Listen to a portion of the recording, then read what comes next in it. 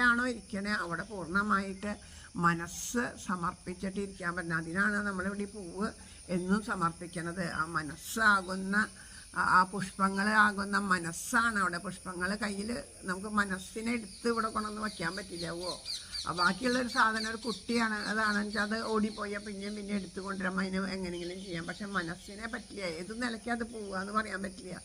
അടുത്ത നിമിഷം നമ്മുടെ മനസ്സ് എവിടെ ഉണ്ടാവും എന്ന് പറയാൻ പറ്റില്ല.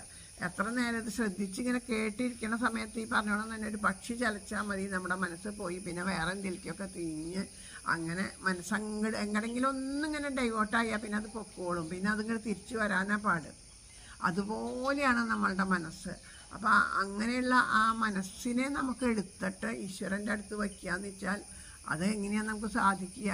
കാണാൻ പറ്റുന്നതല്ലോ. അപ്പോൾ ആ മനസ്സിൻ്റെ പ്രതീകമായിട്ടാണ് ഈ പുഷ്പങ്ങളെ ചേർത്ത് നമ്മളിത് ഹൃദയത്തോട് ചേർത്ത് പിടിച്ചിട്ട് ഇത് എൻ്റെ മനസ്സാണ് ഭഗവാനെ, അവിടുത്തെ പാദങ്ങളിലാണിത് സമർപ്പിച്ചിരിക്കുന്നത്.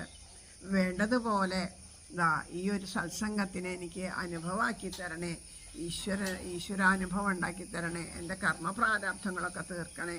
ഈ മനസ്സിനെ പലതിലേക്കും പായുന്ന മനസ്സിനെ ഏകാഗ്രമാക്കിയിട്ട് അവിടുത്തെ ആ കഥകളിലും നാമത്തിലൊക്കെ രുചി ഉണ്ടാക്കി തരണേ. അതിനേക്കാൾ അങ്ങനെയൊക്കെ പ്രാർത്ഥിച്ചുകൊണ്ടാണ് നമ്മൾ ആ പുഷ്പം അവിടെ സമർപ്പിക്കേണ്ടത്. അതാണ് അതിൻ്റെയൊക്കെ ആ പുഷ്പം സമർപ്പിക്കുന്നതിൻ്റെയൊക്കെ ഒരു പ്രതീകാത്മകമായിട്ട് നമ്മളെല്ലാം ചെയ്യണത്. നെയ്യ് എന്താ? സ്നേഹത്തിൻ്റെ പ്രതീകമാണ്. നമ്മുടെ ഉള്ളിൽ ഉള്ള ഈശ്വര പ്രേമത്തിൻ്റെ പ്രതീകമാണ്.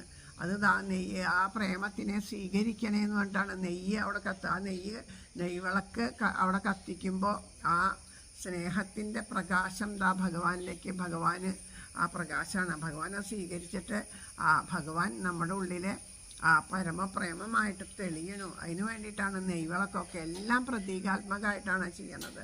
അപ്പോൾ എല്ലാം ചെയ്യുമ്പോൾ നമ്മളുടെ ആത്മശുദ്ധിക്ക് വേണ്ടിയിട്ട്, നമ്മളുടെ ആ കർമ്മപ്രാരാബ്ധങ്ങൾ ഒഴിയാൻ വേണ്ടിയിട്ട് അങ്ങനെ വിചാരിച്ചിട്ട് വേണം ചെയ്യണം ഓരോ കർമ്മങ്ങളും. എന്ത് കർമ്മം തന്നെ ആയിക്കോട്ടെ. ഇപ്പോൾ ഇവിടെ അടിച്ചു വാരി തുടയ്ക്കണ കർമ്മമാവട്ടെ, ഇവിടുത്തെ ആ ഭഗവാന്റെ പാത്രങ്ങളൊക്കെ കഴുകി വെടുപ്പാക്കണ കർമ്മമായിക്കോട്ടെ, ഇവിടെ എന്ത് പരിചര്യ ചെയ്യുന്നുണ്ടെങ്കിലും അത് ചെയ്യണത് ഈശ്വര പൂജയാണ് എന്നുള്ള ഭാവത്തിൽ ചെയ്യണം. സേവയാണ്. ഞാൻ ഭഗവാന്റെ സേവകനാണ്, ഇങ്ങനെ സേവ ചെയ്യാനായിട്ടുള്ള ഭാഗ്യം എന്നും ഉണ്ടാവണേ എന്ന് പ്രാർത്ഥിച്ചുകൊണ്ട് വേണം നമുക്ക് ആ ഒരു ഓരോ ദിവസവും അത് പ്രാർത്ഥിച്ചിട്ട് വേണം. അങ്ങനെയുള്ള ഭാവത്തോടു കൂടിയിട്ട് ഇരിക്കണം. അപ്പോഴേ ഈ സത്സംഗമൊക്കെ നമുക്ക് അനുഭവമായിട്ട് തീരുള്ളൂ. നമ്മൾ